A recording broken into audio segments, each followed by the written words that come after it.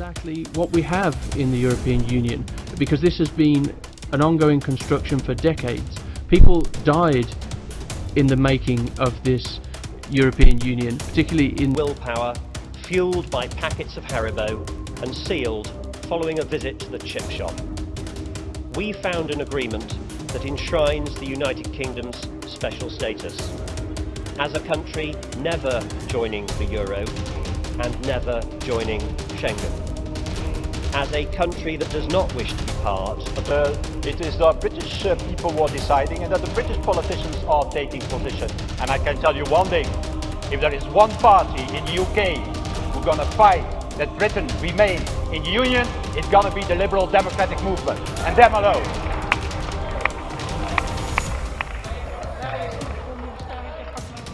To its laws, future generations, a generation of the British decided to join the European Union. That generation can now not impose on European institutions. The new settlement promised to us in 2013 by David Cameron has been ditched. Our sovereignty will continue to be eroded and our security will continue to be at risk. We will continue to send billions more to the EU than we get back, and the fundamental flaws of membership will remain. But Mr. President, even if we look at the mediocre tweaks being hailed by those advocating Remain, they bring with them no guarantees. There will be... Once you have said no in the referendum, you're invited back to the negotiation table, like with Ireland, like with Denmark, like after the constitution with France and the Netherlands. But it's not about the same thing. That was about the constitution, that was about a treaty. Here it's about in or out. It's the one or the other. And if I see how the currency of Britain is endangered,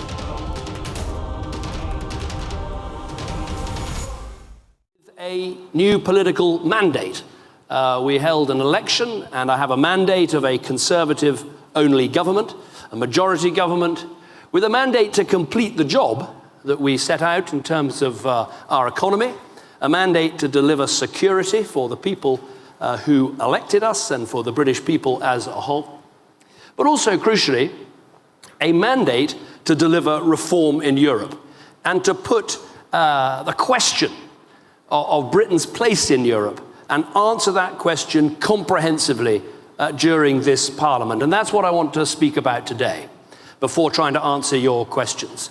And I want to be absolutely clear about the aim that I want us to achieve.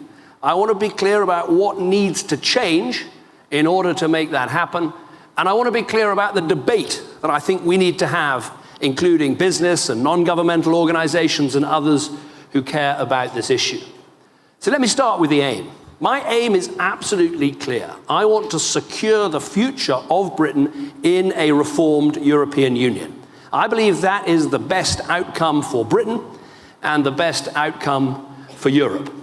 Now, some people ask me, well, why are you holding a referendum? And let me explain why I believe this referendum is so crucial. For years, Britain has been drifting away from the European Union. The European Union has become increasingly unpopular in Britain. And added to that, a succession of politicians, after treaty after treaty after treaty has passed, have promised referendums, but never actually delivered them. And I think it's absolutely essential to have full and proper democratic support for what Britain's place should be in Europe, and that's why we're holding the referendum. And we also need the referendum in order to address the concerns that people have in Britain about Europe. The idea that there is too much rulemaking and bureaucracy. The idea that this could become too much of a single currency only club. The idea that Europe is really about a political union that Britain has never been comfortable with. So I believe holding the referendum, answering these questions, but with the end goal of securing Britain's place in a reformed European Union, can give Britain and can give Europe the best of both worlds. Now let me explain what it is that I think needs to change. I think you're giving the EU a lot of credit for things that it hasn't done, but you mentioned the deal, and look, in my view, the deal, we've got rid of the words ever closer union, which never had legal force, and we've got this emergency brake that's not clear how it's going to be applied and misunderstands the problem. So my question to you is can you think of any other concrete example of anything that Cameron's actually achieved in this deal?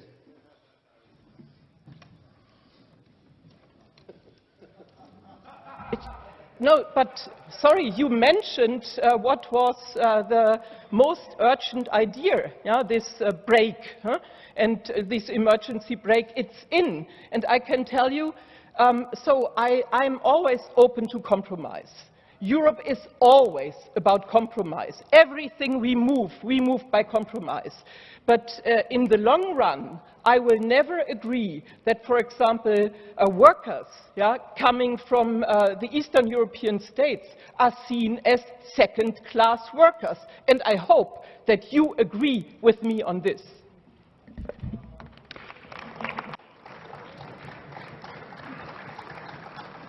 Vielen Dank. Das Wort für die EFD.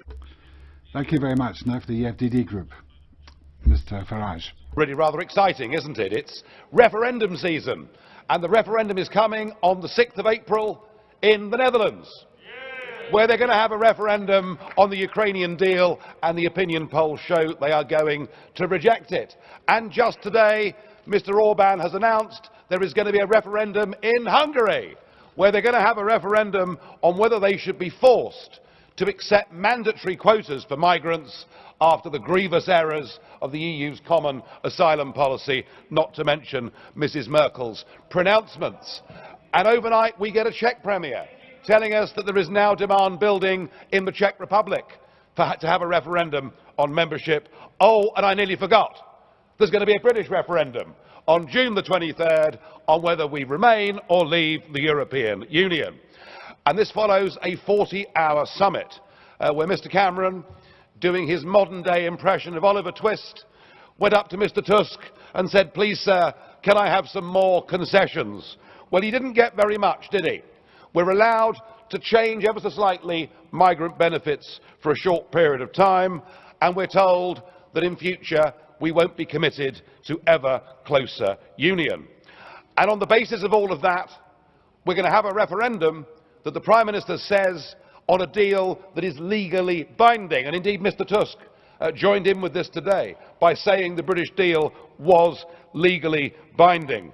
To top that off, Mr. Cameron has told us that he will lodge the deal, he will lodge the documents at the United Nations. But frankly, you might as well lodge an old pair of socks, because it's completely meaningless. The fact that you lodge a document there, you could use a safety deposit box. But is this deal legally binding, Mr. Tusk? Well, the ECJ themselves said in 2008 that the obligations imposed by an international agreement cannot have the effect of prejudicing the constitutional principles of the EU treaties, which means the ECJ rule in favour of the existing treaties until we get a new treaty. But who's to say there's going to be a new treaty? Any new treaty would trigger yet more referendums and would not be favoured, I think, by the big groups in this Parliament. But of course we have an emergency brake. That's being judged to be a great success. But, crucially, that happens through secondary legislation that can be voted on by this Parliament. So what happens? We have a referendum, we follow Mr. Cameron, we vote to remain, and then we come back to this Parliament. Is this Parliament going to support British exceptionalism? And I think we've heard voices today that make it perfectly clear that that will not happen. So the deal, Mr. Tusk, and Mr. Cameron, if you're listening, is not legally binding in any way at all. And I have to say the British public will decide which is our safest option. Is it safe to stay within an organisation whose own police boss tells us there are 3,000 to 5,000 terrorists that have now come into our continent through the migrant crisis, or is it safest to take back control of our own borders and our own democracy? After much consideration, I have decided to opt to vote for us to leave.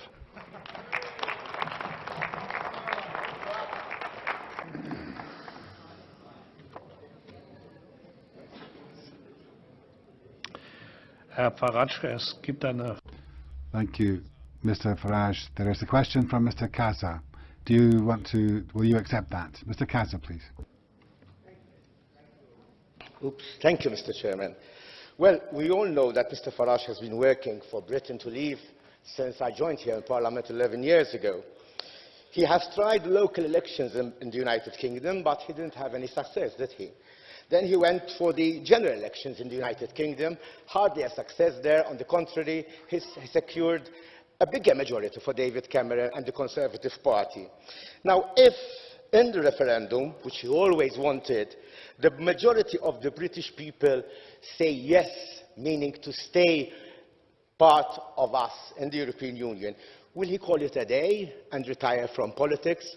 Or would he want another chance to stay here, enjoying the company of us Europeans?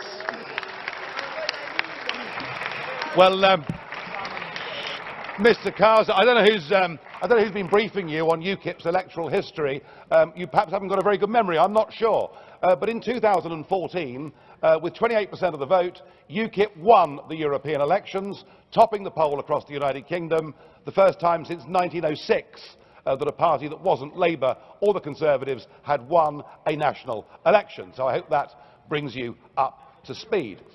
As for the referendum, yeah, I believe it is a once-in-a-lifetime opportunity. I'm certain that if we vote to remain, we're unlikely ever to get another opportunity, and we will sink deeper inside this political union. But I think there's every chance now that the momentum is on our side of the argument, and so yes, we're going to vote to leave, and within a short period of time, all the British MEPs will be gone. How about that?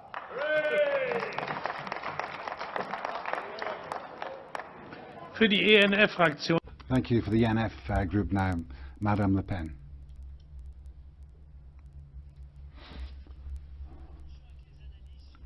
Careful with the predicting the results, the analyses of respective countries. I think that the Socialists went down to 22% in the last elections and no one resigned that I can remember.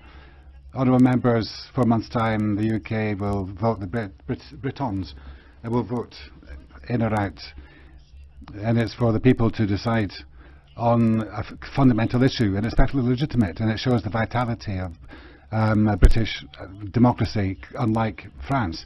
Not all the media are unanimously pro-European, and there will be a real democratic debate. There will be many ideas will be involved in the cut and thrust. Now, freedom of opinion and respect for all opinions, that goes to the heart of democracy. And Brexit is for the UK an opportunity to look back and measure the benefits of joining up. Way back in '76, if they decide that it's wanting, they can opt for freedom, for sovereignty, and if they do that, they'll find the ways of solving the problems of the modern world. Now, if you think back to Article 28 of the Charter of Human Rights, a generation cannot subjugate to its laws future generations. A generation of the British decided to join the European Union. That generation can now not impose on European institutions cannot impose our institutions to future generations. And that's a lesson of democracy, and it has full legitimacy. European Union imposes innumerable rules and treaties on successive generations, but decisions, those are taken by unelected people, usually without proper democratic debate and without it having even been had out in the media. That's the opposite of those who are ruled, and this is a kind of tyranny, arriving legally in power but then making an illegal and violent use of it. A travesty of an agreement is not going to change that cruel reality any more than threats or blackmail which are proliferating on the margins of the system, nor the polls taken by Mr. Soros used by Mr. Weber, who clearly prefers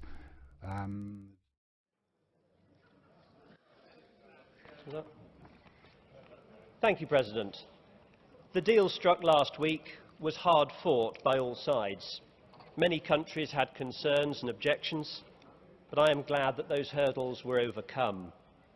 Aided by willpower, fuelled by packets of Haribo, and sealed following a visit to the chip shop, we found an agreement that enshrines the United Kingdom's special status as a country never joining the euro and never joining Schengen, as a country that does not wish to be part of the ratchet of the European political project, that delivers a live and let live agreement, one where the United Kingdom continues to play an active role in the European Union, without facing discrimination in areas where it wishes to keep national control. The ECR group welcomes this deal, and now it is for the British people to pass judgment on these new terms. Ladies and gentlemen, I will be supporting the campaign to remain in the European Union.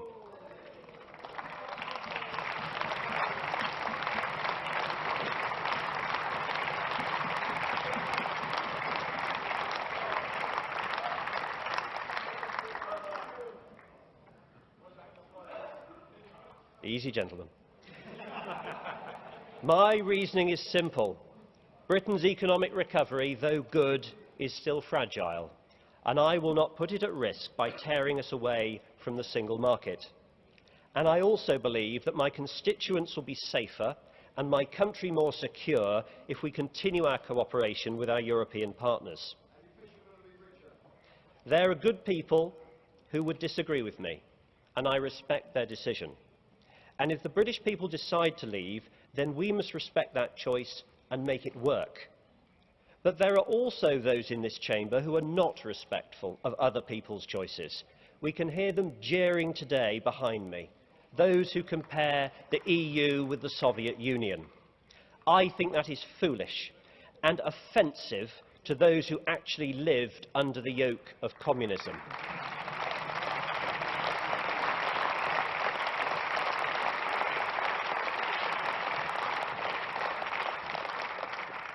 Because unlike the USSR, any country is free to leave the European Union. Mr. Farage, that is the will of the sovereign people. Being in the EU is a choice, and the Conservative Party will respect that choice. So, Mr. President, the voters in Britain will exercise their sovereignty. They will decide whether to remain or to leave. And in the UK, we can now look forward to debating this subject for the next 4 months. The EU must concentrate on the migration crisis it faces. The Dutch Prime Minister said we had 6 to 8 weeks to save Schengen. He said that 5 weeks ago. In this chamber, we seem unwilling to accept that the migrant crisis was exacerbated when Chancellor Merkel said Germany would take people without limits, unilaterally defying a number of European rules. And guess what? People are coming without limits. And when some countries, like Hungary, apply the rules and defend the Schengen border, they are criticised. And where other countries break the rules, they are applauded. We cannot begin to solve this crisis until we enforce the rules in place to protect the external Schengen border, to focus on the basics of processing, detention and returns, and to prevent asylum seekers and economic migrants moving around the EU at will. We need international action to end the conflict in Syria. We need to give priority to those refugees already in the camps in Lebanon, Jordan and Turkey, both with humanitarian aid and in offering them refuge. Is it not perverse that the EU gives priority to those who cross the Aegean rather than those already classified as refugees by the United Nations? Mr. Tusk, I recommend that for the next EU summit you order in copious amounts of chips from Maison Antoine and you tell the EU leaders to get cracking.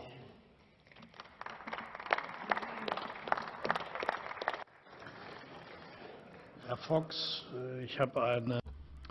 Mr. Fox, there's a question for you from Mr. Corbett. Bitte, Herr Corbett. Delighted to hear Mr Fox say that he's come off the fence in favour of campaigning to remain in the European Union. We all know that his party is split from head to toe on this question. May I ask him, among the 20 British Conservative MEPs, how many will be campaigning with your party leader, your Prime Minister, to remain in the European Union, and how many will be campaigning with UKIP to get Britain to walk out, slamming the door on all our neighbouring countries? Bitte sehr. Well, Mr. President, I think if Mr. Corbett is so interested in the opinions of my colleagues, he should ask them. Okay. Das Wort hat jetzt für die... Thank you very much. Next for the Liberal group, Mr. Verhofstadt. Nevertheless, it was an interesting question by Mr. Corbett, and I think I can add something. Why Mr. Kamal is not... Herr Verhofstadt, warten Sie mal, Ihre Kollegin... Mr. Verhofstadt, Madame Goulard also had a question. Or is it a point of order, if I understand correctly? Madame Goulard.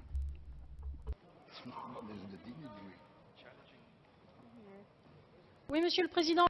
Yes, Madam President. Seems to me that this is the European Parliament. And when you take blue cards, my blue card had been in the air for a while, you should look, it's one thing, it should be looking at the questions between British members and other members, rather than British questions, which can take place elsewhere. And I would like to put a question to Mr. Fox, if that's possible. Liebe Frau Goulard, wir haben die... Thank you, Madam Goulard. The rule is that the blue cards are not attributed depending on nationality. Mr. Corbett, it so happens, was the first up. And so far, I've always given the blue card question. First come, first served. Mr. Campbell Bannerman had signalled before the Speaker spoke. Natürlich stimmt. No, that is the case. How can you claim any difference, Madam? Bestätigen, Herr Präsident. Well, colleagues behind me will have seen it. Well, they can see as well as you can, and it clearly was that Mr. Corbett had his hand up first. Had you had your hand up first, you would have been taken for the blue card. Now the chair of your group, Madam, Mr. Verhofstadt. Going further on the question of Mr. Corbett and Mrs. Goulard, I'm simply wondering, Mr. Fox, why you are now speaking and not Mr. Kamal. I think he is still in doubt and he doesn't know for the moment what he is going to do. And that is a better answer, I think, to the question of Mr. Corbett than saying that they have to ask it themselves. But I have another issue.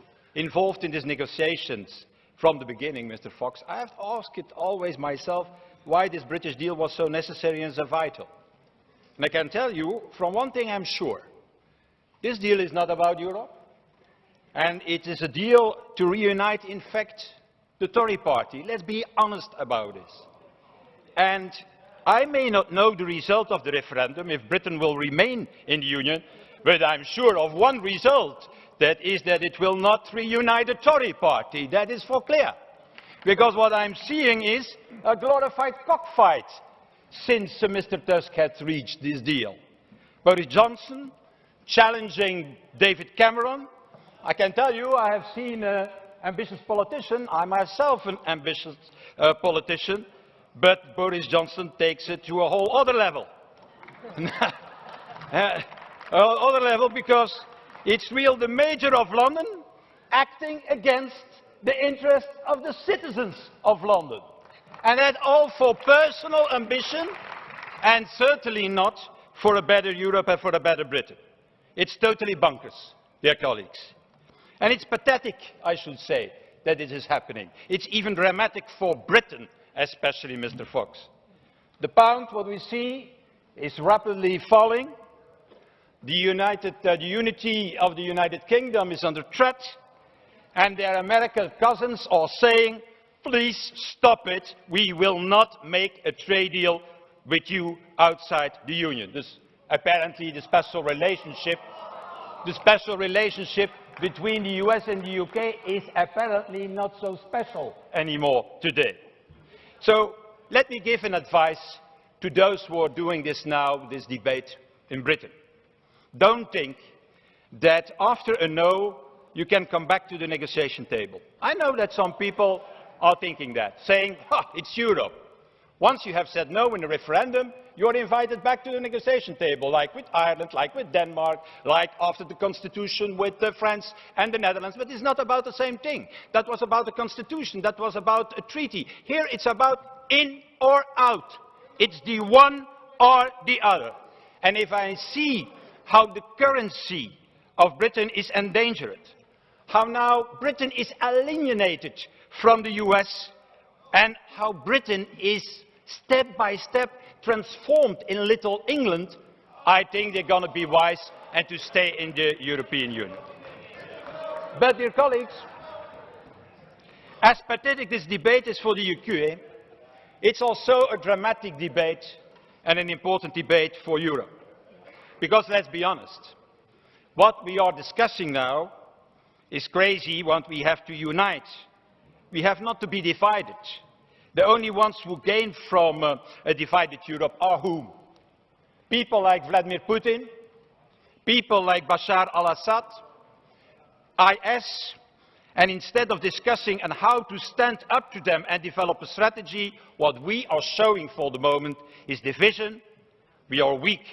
And yesterday it became again very clear when the Russian-American plan for ceasefire in Syria happened, and we were again not around the table for such a crucial decision. Continue to be eroded, and our security will continue to be at risk. We will continue to send billions more to the EU than we get back, and the fundamental flaws of membership will remain. But, Mr. President, even if we look at the mediocre tweaks being hailed by those advocating Remain, they bring with them no guarantees. There will be no guarantee of treaty change. This Parliament can unravel the deal, as can the ECJ. What we have before us is a charade, an attempt to deceive the British people with a pig-in-the-poke deal. My message to my constituents is, don't buy it. Believe in our United Kingdom, because in the words of that wonderful Belfast-born author, there are far, far better things ahead than any we leave behind.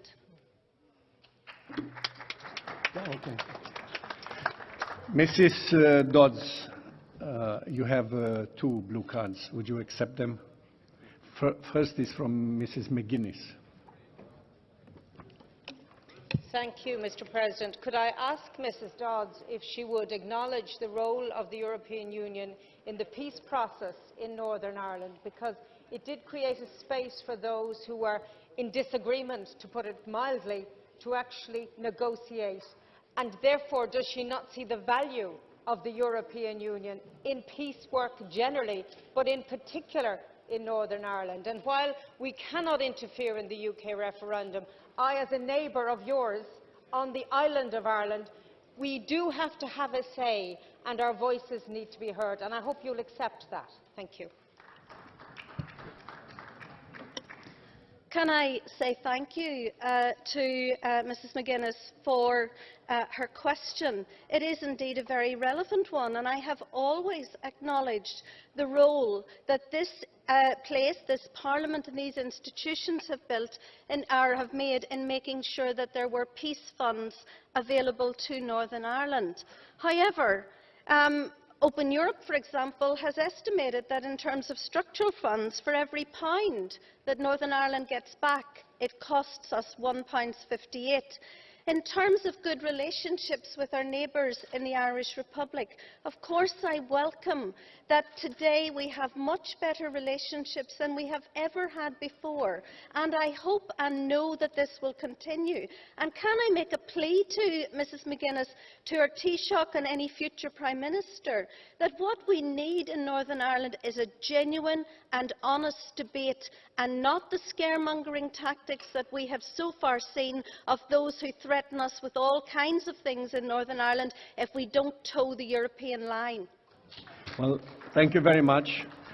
I will inform you that I am sticking to the precedent created by Mr. Schulz and accept only one blue card per speaker. So therefore I would ask for your indulgence with the rest who have asked for blue cards. Thank you very much. So now we move to Mr. Royal, 1 minute and 30 seconds. Herr Präsident, Kommission. President, Commission President, President of Council, in the last debate on the situation in Europe and the Council, I heard very strong criticism of the fact that in Council it was just selfish people putting their own interests first and squabbling. I think it's appropriate then to say that this last summit was one that proved things could go differently. I'm very satisfied and very happy that in the last summit the Council finally took decisions and demonstrated that the most difficult questions could be resolved. Thank you to Mr. Tusk, the President, and all those who worked on it. This is finally the proof of the pudding that Europe can act even on the most difficult questions. And I think Mrs. Harms made the point very rightly. Not only in the UK, the public is becoming aware about how significant and important the European project is and can become. If that serves us realising how important that project in Europe is in Council and Parliament, then we ought to be able to reach very difficult compromises on a number of issues. So I think this is a very valuable lesson and offers new opportunities for Europe. I do hope, particularly this is true on refugees. It's not the Chancellor alone who invited the refugees in. Much as I esteem you, Mr. Fox, it's a huge problem with lots of ramifications, and it can't be resolved on its own. The decisions last weekend can be the starting point for solving such big issues. And if we don't do that, we'll all experience a disaster. Now I'm asking Mrs. Wilmot to take the floor for 3 minutes. Colleagues, we could use this debate to discuss the details of the deal.